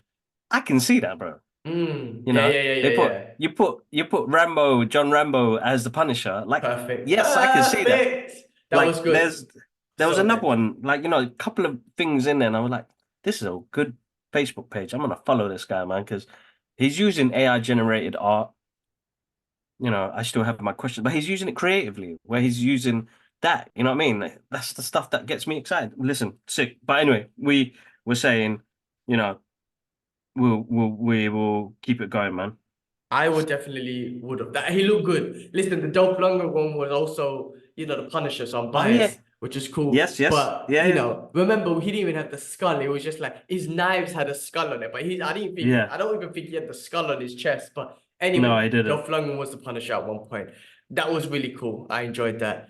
Okay, cool. That was it. Also, I had for the MCU, to be honest with you. For the DC studios. So we've been getting some new stuff. James Gunn's been busy on Twitter and whatnot. He posted the Superman logo, and also we have our Perry White, which is Wendell Pierce, who's Yeah, known from The Wire. Now, at first, I thought yes, it was the brother that goes she, but it's yeah. not I thought it was him. him. It So was it's the not him. police No. officer. Yeah, yeah, yeah, yeah. So first of all, what's your thoughts on the new logo?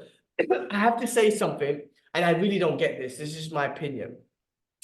The Superman logo is a Superman logo. Christopher Reeves, Zack Snyder's, James, a slight difference, but it's a Superman logo, right? It's an S.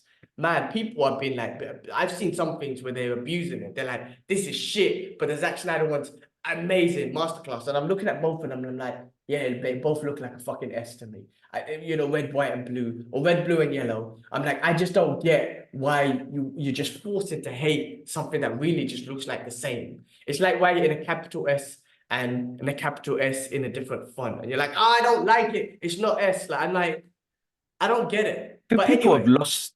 People have lost their enjoyment in things, bro. I'm telling you, like, don't get me wrong, man. It was Superman's birthday. It happens every 4 years because of the leap year and the rest of it. Is it 4 years? Every 4 years, a leap year? yeah, 29th. Oh, your Yeah, yeah. birthday's So February like, 29th, yeah? yeah, yeah, yeah. So getting to see that. I mean, listen, man, that Superman emblem that represents the emblem that Alex Ross used when he drew Superman in Kingdom Come, which is another great story, bro. So I'm excited to see what he does. Listen, as you said, the Superman symbol is the Superman symbol. Doesn't matter which format it's done in. I'm just excited we're going to be able to get something like this. I think it's really important that, James Gunn is a guy who is. Did you see his inspiration post? No, I don't think I He put up did. some post of where he got his inspiration from. Bro, he's making people. I'm moist because he's a guy who loves the material.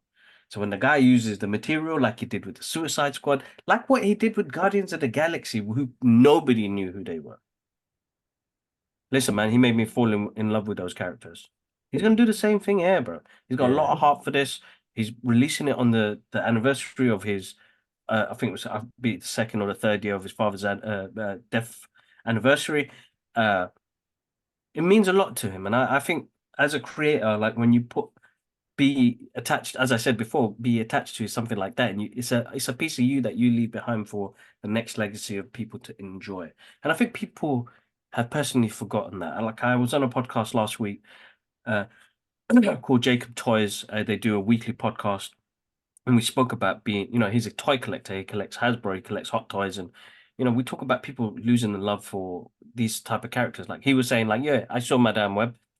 It wasn't all that, but I still watch it. You know what I mean? Like Morbius, yeah, I enjoyed it. What can people say? I think he even said like people have forgotten the fact that they get lost in the amazing books we have, the amazing people are critiques, bro. We've become a critique negative critique because people get views from it, bro. So if you notice, when we talk something negative about something, the views go up, even if we say we don't like it. But people Yeah. concentrate all like some people genuinely don't like it, and there are some people that was like, I'm gonna get views, I'm gonna copy exactly what he did, make it my own, put that out there, 2 million views. But nobody wants to put out positive messages no more. Nobody wants to go out through things like that anyway. But Everyone listen, wants to bro, be, I'm everyone wants to moist. shit on things and try to be creative about it. I mean, listen, man, you take all the Superman logos and put it on a t-shirt, and you go anywhere in the world, it doesn't matter whose Superman logo, which adaptation it is, everyone's gonna be like, oh, Superman. Everyone knows what it is, regardless of Exactly. the style it is. I just don't get where people feel, but it's an iconic thing, and I can't wait for it. And then Perry White, I mean, I'm sure he'll do an amazing job anyway, so I've got no qualms with that. That looks awesome. Okay, cool. Well, that's it for the DC Studios news. I'm gonna quickly go through other movie news, and then we can finish off with this week's retro movie reviews. Movie reviews. Cool. So other movie news: The Boys season 5. We haven't even got season 4 yet, which is coming out in July. So keep giving them because I fucking love them. So I hope I can't wait. So I think they got greenlit for season 5, which is awesome. Naked Gun remake in the works with Liam Neeson. You know, Yeah. yeah, what's his name? The original was what's the guy's name, man? Leslie Nelson. Leslie Nelson. So they're looking to do a remake. And you know what? Liam Neeson can be funny. He can be funny. So this He can be, but it'd be interesting to see his take on it. But those are classic movies, man. I love those they movies, are. man. They should. One of them should be a retro movie review. We'll get there. We'll get on that on the list. Yeah. Director Takashi Yamazaki aims to produce a film as a response to Oppenheimer. I don't know who that. Oh I think that director is that the Godzilla guy? no, I don't think so. But that'd be interesting.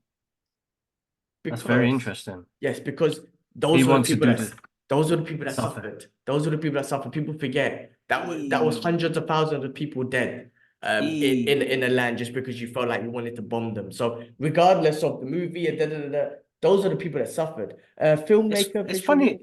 It's funny blockbuster. he's doing that. That's actually quite interesting that he's doing that. Yeah, I think it's Godzilla, I think Godzilla's one of his. I think it is, bro. Minus No, one. Yeah. minus one, yeah. Yeah, yeah, yeah, yeah, yeah, yeah, yeah. All right, listen, good on him, man. Because like Clint Eastwood did that movie, Flags of Our Fathers, and then he did the other movie of the response of Letters from Iwo Jima, which had Yeah. Ken Watanabe in it. I think that's where I first saw Ken Watanabe, who played uh Last Samurai, You have to give both sides of Katsumoto. the story, yeah. Both sides Oh of the, yeah, especially definitely, some. bro. Look, man, I was talking to the missus about the other day about the propaganda and colonization and bro, when I was young, man, cowboys and Indians, everyone wanted to be cowboys because they're the good guys. And as you grow up and you learn, you're like, hold on a second, they were the fucking bad guys, man. They stole the land from the Indians, man. That was their land. Those people were fucking freedom fighters. But in the movie, you got John Wayne looking cool as fuck. You got Clint Eastwood looking cool, and you're like, damn, they're so cool. They were the bad guys. And Mm. what I'm saying is you got to give both sides of the stories, man. Oppenheimer was a great movie, great cast, and there was a lot of a lot of what's the word? The emotions behind the end of the movie, like what have we done? But the fact of the matter is, it's the only nation in the world to do that, and the Japanese suffered. Hundreds of thousands of people was dead. So there's a right for them to make a story from their side to be like, well, this is how you fucked us up. Don't forget, motherfuckers. You know what I'm trying to say? Like, don't you forget. We're not gonna allow you to forget. No, bro, and they need to, bro. They need Yeah. to. They need to. Okay. Moving on, The Brother's Son, which was a show on Netflix, was axed after season 1. I really enjoyed that show. It was really freaking cool. So I I don't know need to why they watch axed that. it. I haven't even got Yeah. to that yet. It was successful and they still axed it. So I don't know what happened, but it is what it is. The Crow. Okay, so there's been controversy and we brought up earlier and whatnot. Now I know his looks different, like the long hair, the face, it's was different. He almost looks like the Joker, Gerard Little's Joker type of. I see that in him. People are not happy with the way he looks. I, of course, listen, Brandon Lee, and that's going to be one of the retro movie reviews. I think we'll definitely put that on the list, the original Crow. Yes, we've got to. We've got to. But yeah, I mean, if you're gonna remake it, it's kind of hard when you kind of take the look away as well. The long trench coat with the long hair. He looked like, yeah, you know what I mean? I mean, there's a look that I feel like they should have kept. He almost does. When I saw the pictures of this new guy, it did remind me a little bit of Gerard Leto's Joker. But that's my opinion. What was your thoughts on The Crow? Listen, bro, I'm good with adaptations and differences. The problem is we compare too much. It doesn't bother me. I think Bill Skarsgård is an amazing actor, bro. He gave us It. He was the Duke in John Wick 4. He's done an amazing catalog of movies, bro. I think he's going to be great, bro. I got no issues, bro. I'm looking forward to seeing what they do and how they adapt this story. Listen, the original Crow is always going to be stuck with me. I'm gonna love that movie, man. It can't rain all the time is one of my favorite quotes. You know what I mean? So it's like you're giving me another movie. I'm happy. So I'll, I got no qualms. I'll take a look. It's hard when you just remake it. I think when you do a remake, it's tough because it's hard not to compare. But let's see. Let's see what happens. All right. The last one, other movie news. Joining the Karate Kid. They're expanding that cast. The new one. Boom. Ming-Na Wen, sorry. The lady that was in like Mandalorian and Boba Fett. She's going to be in this new Karate Kid. So I don't Okay. know. This might be good. You got the collaboration with Jackie Chan and the original guy. What the hell is his name? Ralph. Ralph Macchianos. Yeah. So let's see what they do with this. Let's see what they do. I'm excited. All right. Cool. Look, let's move on to the final segment and finish off with retro movie reviews. And this week we are going to talk about Cyborg, 1989 Bah. Van Damme movie. Now, this movie, this movie, bro. Listen, it's you know what? Yeah, I'm not gonna lie. As I was watching it, I was like, this is a cheesy ass motherfucking movie. I'm trying to find put it into words, right? Watching that, I don't. It is brutal, right? Yeah, Again, yeah. one of these nuclear war things happen. There's a disease, and then there's this cyborg who has the cure. They need to take her to Atlanta, and they never had special effects back then. But this is when they used props and whatnot. So every time they use her, like she would be a human here, and then their camera and everything would just shading and everything change, and she looks weird because they're using a prop when they show her as a cyborg and whatnot. But then, of course, when the world is in this way, you've got these different gangs and whatnot. And in this, you had people. There was a biblical element to it, where they kept crucifying people. It was brutal. Some of the scenes were brutal, where they were just killing women and men, just for the sake of killing. That's what they do, right? You got young Van Damme in it. Fucking cough, man. You got young Van Damme in it. There's again understanding his character. I'm watching this after a long time, right? And I can understand why we couldn't watch it when we were kids as well. Like we had briefly watching because loads of ass and titties in it and whatnot. But young Van Damme with his long hair was funny, bro. They could just tell that bro, that's not you. That's not your hair.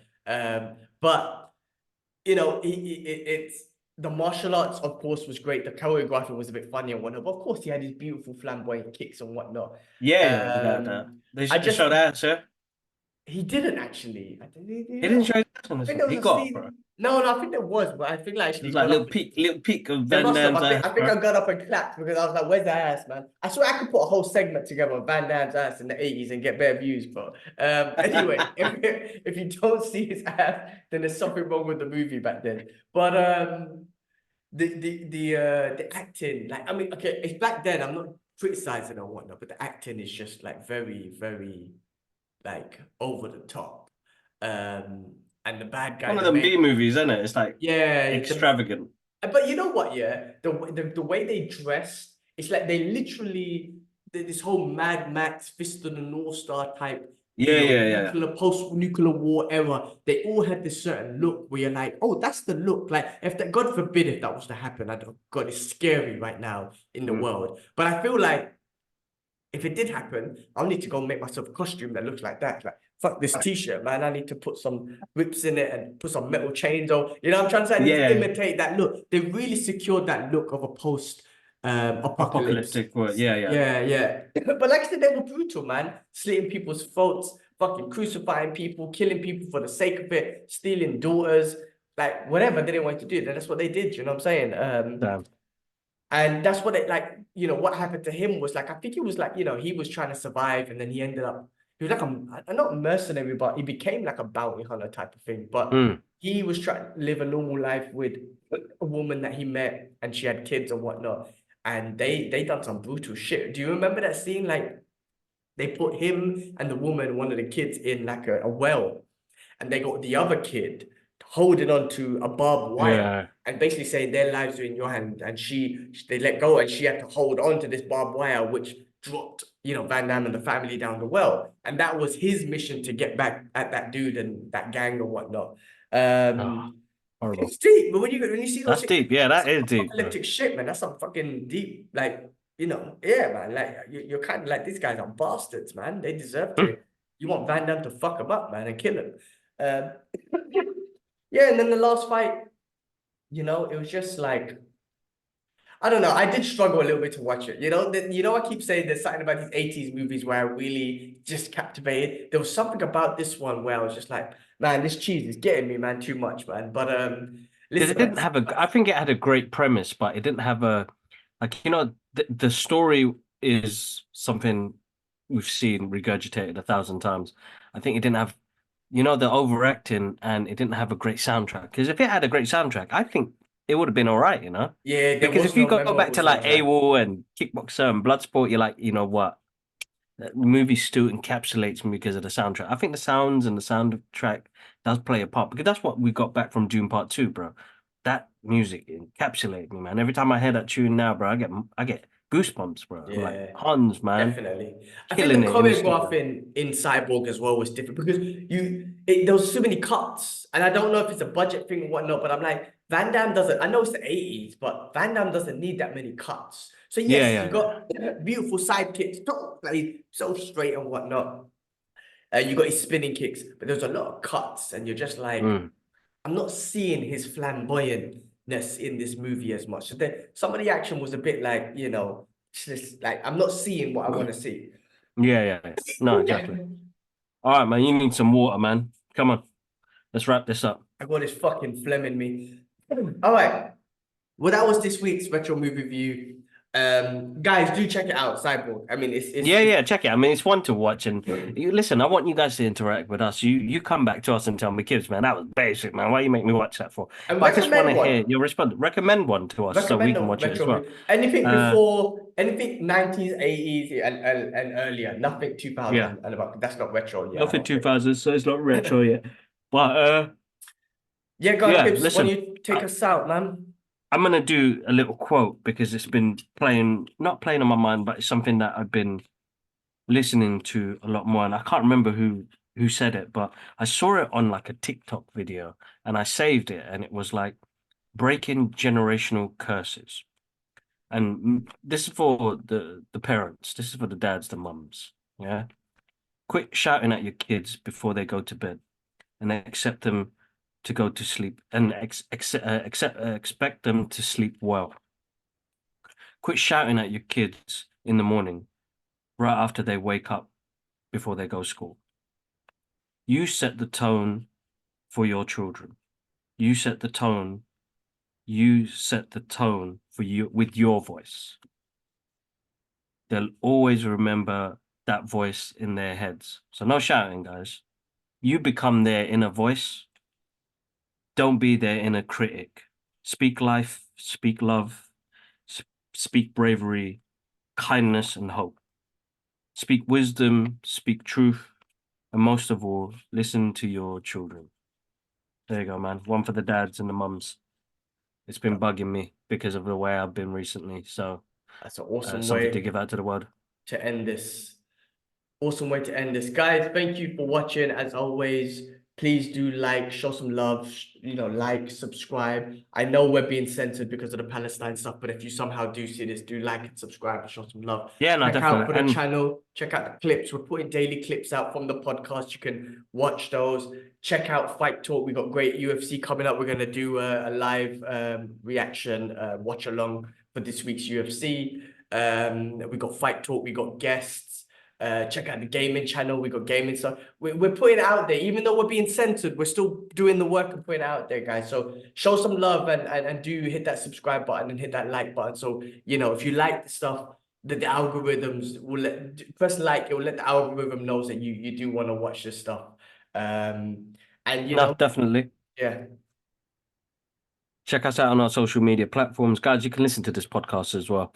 So if you don't want to see our pretty faces, go to Amazon Music, Spotify, or Apple Podcasts, or wherever you stream your podcast. Type in the Brothers Geek Out podcast. It will pop up on there. We do the weekly show on there. We do have the Geek Out sessions, which come out maybe once or twice in a month. And follow us on our social media journey, guys. You will see everything that we do online. All right, one love, guys. Take care. Peace. Peace.